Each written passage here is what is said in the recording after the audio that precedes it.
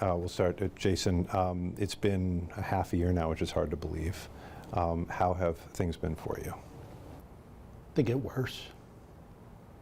Gets harder. This is going to take me a while.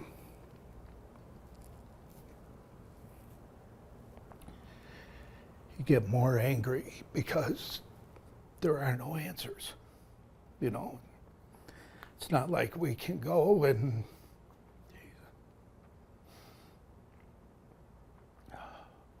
it's not like we can go and sit in a courtroom and watch the person who did this get punished. They're just, okay, everybody's dead, you know, go on about your life. Well, it doesn't really happen like that overnight. I keep waiting for, you know, things to be better.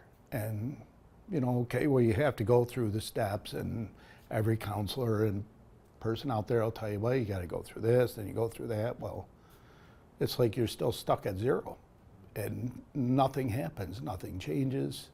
You just get more mad and more sad. And, you know, I had to go down and clean out his room, which is an apartment that we usually rent, but not to him because, you know how kids are, they just want to stay, and which is okay.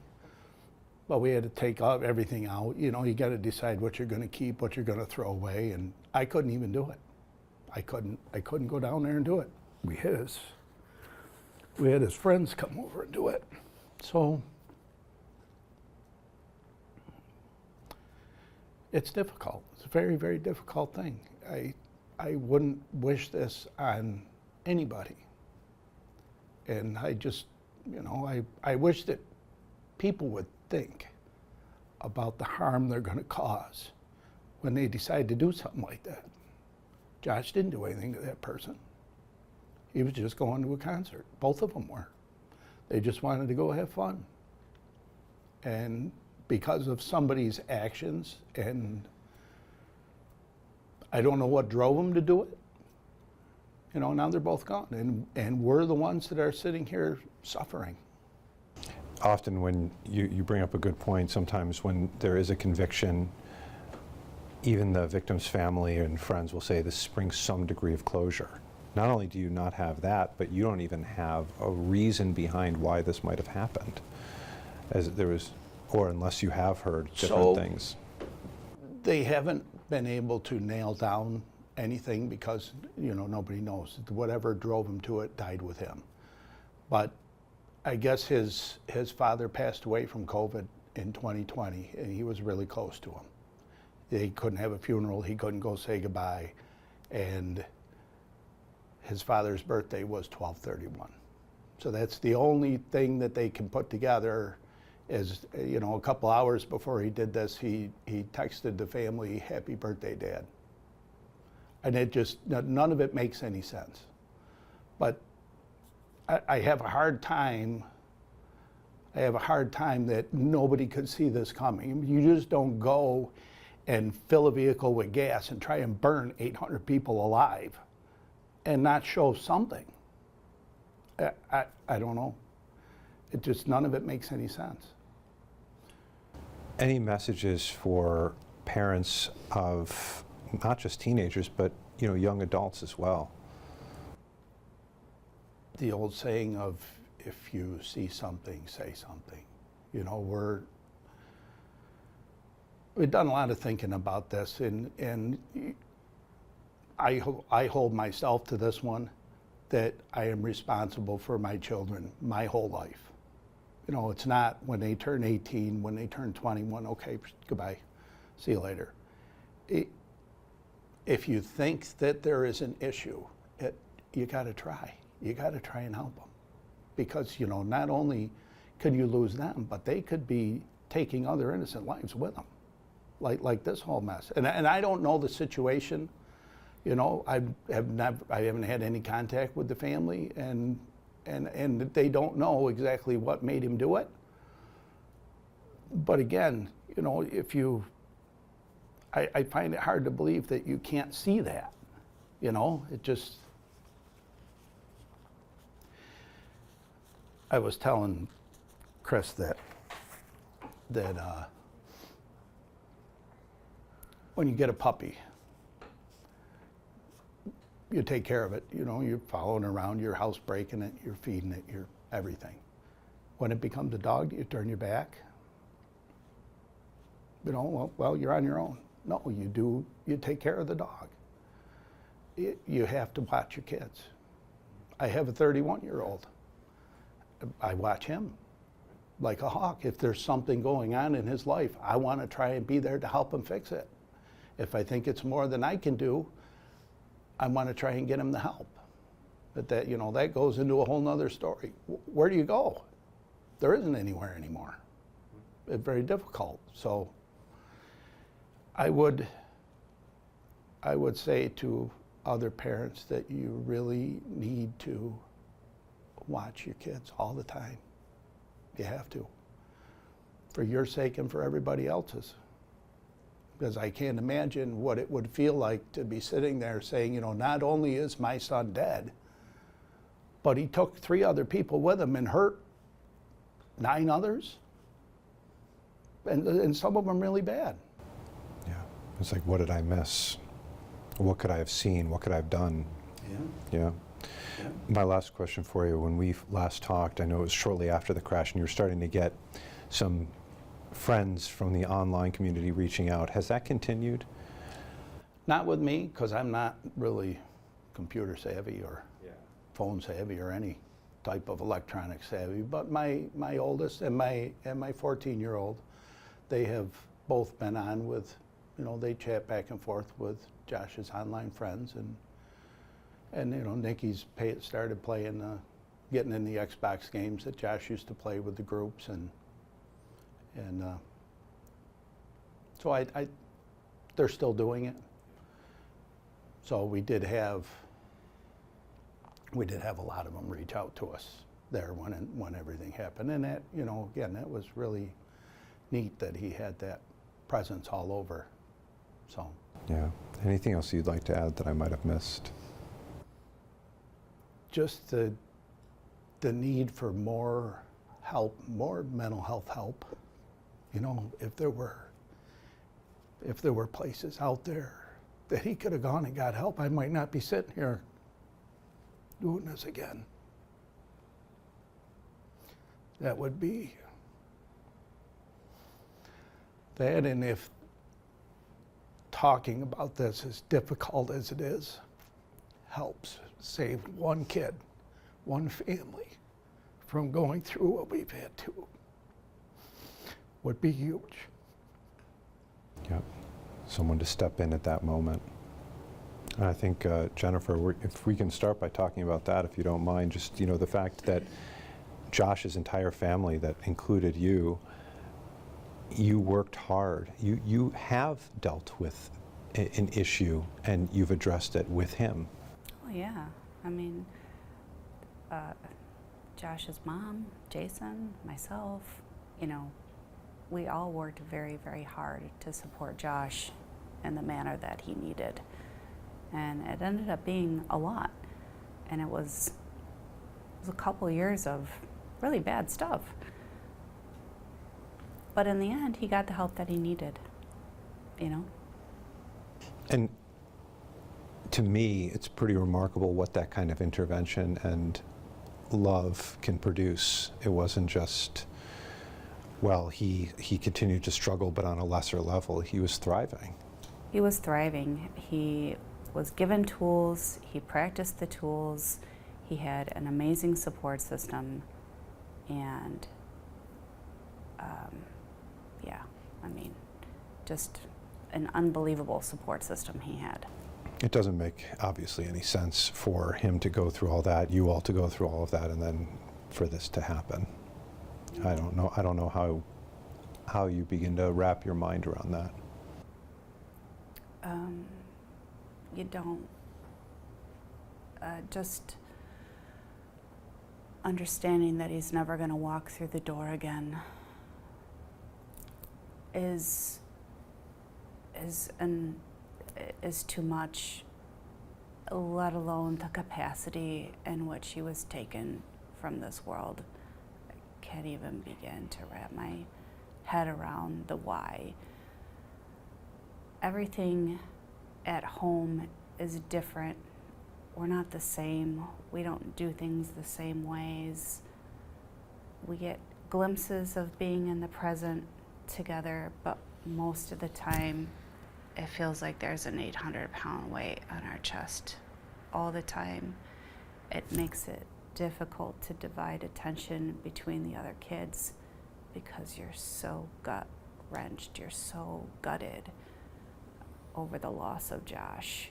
It's seeing things that I would get him and leave for him, things that I know that he would love. It's making his favorite meals that he loved. It's looking after his dog, Eddie, and all the crazy, quirky things that Eddie does, and you just know why Josh loved that dog so much. And you know, there's a million reasons, a million times a day that I just still can't believe that he's gone. I'm just taking away and I did the first time when I talked with you, I'm taking away the message just to appreciate every day that you have people around you. 100%. I mean, 100 years from now, nothing that we do, unless we make an impact on the people around us, is gonna matter, you know. It's the now. It's who's in your life now. And, you know, Jason and I have been trucking along for 25 years, I don't know. You know, Josh and Ty were 5 and 7 when I came into their lives, and you know, your family's everything, and your children are everything. And my last question for you is, the effort that you put in when Josh was struggling, it worked, it was worth it. So any parent out there that might feel, well, it's going to be too hard. Well, it's going to be hard, but you can also find success. Parenting is the hardest job that you're ever going to love, and it is literally, when it comes from a place of love, of course, it's hard, you know, but so is ignoring a problem and not doing something about it and letting it fester. Like any human being in life, like, choose your hard, you know, choose the hard that's going to benefit your child and make them a productive member of society and make them happy. Why don't you tell me about Justina? What was she like? She had a personality that was unbelievable. I mean, she was happy-go-lucky. I called her my hippie child because that's exactly what she was, as a free spirit. I mean, there wasn't anything that she wouldn't do that she would call Josh or be up at Josh's house or whatever. I mean, the relationship was incredible between the two of them. The relationship between her twin sister and her older sister, yeah. You just look at her picture and it exudes warmth. Yeah. And I can't imagine not having that in your life. And now 6 months later, has it gotten any easier for you? No, I struggle when I wake up in the morning, but I know I have to get up for my kids and my grandkids. And there's not a night that goes by that I don't close my eyes and see my daughter laying in a casket. So it's very hard for me to try and get sleep. I try to focus on good things, but there's always going to be that mental image there. And so when memories come up, I try to focus on those good ones of, like, Josh and Nina dancing at a concert, you know, or just their laughter and their smiles, you know. We had something taken away from us, and it wasn't by choice. Have you also been on the search for why? There's never going to be a why. There's never going to be any answers to any questions. There's never going to be any justice. But I take, I guess, some kind of peace in knowing, at least in my heart, that they were there for a reason. And had they not been there, there would have been a lot more people that would have died. And then our children would have done it anyways if they had seen him coming. Oh, I need a minute.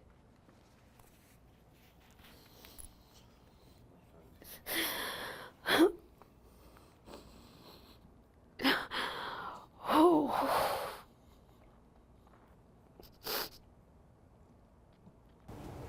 And I think, hearing about, how it all went down and how the building is, it could have been so much worse. I had no idea until we went up to the Kodak Center, and Jason and I had gone in, and I turned around and I saw the direct aim that he had, the damage that could have been caused to the theater, to the people that were in the lobby. Yeah. Oh my God, all I can say is, yeah, I miss them every day. I wish they were home. That's where they belong. But I'm thankful that they were where they were supposed to be, because there would have been a hell of a lot more devastation than what there was. By the way, I think I told Chris or Jason, I can't remember, but I've been listening to a lot of Mo lately, ever since the concert. And I was, watching something that you said. Justina really loved music. Oh, music was, for Josh and Justina, music was their happy place. And now I see why. I mean, just in videos that we've been blessed to have from her phone. I mean, Josh dancing, Justina dancing, they're in a whole different world. Yeah. Any message, is there anything that you'd like to tell parents out there, the community, anything that's been on your mind? I would never want to see any parent go through what we're going through. And things need to change. There's too much. You can't turn the news on without seeing 2, 3 killings a day. Why? And things have to change. We need to change laws. We need to make the help available for families, for these kids that don't feel like they have a place to go or to share. I mean, there's got to be change. I never, ever want to see a parent go through what we've been going through. But I understand it from a totally different standpoint than what I ever did before. Because on New Year's Eve day, our lives changed forever, and it was not by our choice. Yeah. And I'm hoping that people can see the ripple effect of this, and it'll continue. The emotional devastation that follows this is not just the instant tragedy of it all. And I hope that impacts somebody out there. I hope it does. I hope it gives hope. I mean, stand up for your children. Get them what they need. And it doesn't matter how old they are. I mean, get them what they need. Fight for them. From the day of conception, the day that they're born, they're your responsibility. And don't take it lightly, and I'm not saying that people do. We never did, none of us did. But to have something like this happen, things definitely need to change. Anything else you'd like to add, Carrie, that I might have missed? Just that I hope that this touches, even if it's one child or one family who thinks that they do not have hope, stand up and just keep moving forward for your kids. Because I never want to see anything like this happen again, ever. And I'm sure that it will, but it only takes just that one parent to say, enough is enough, this is my kid. And this isn't happening, you need to do something about it.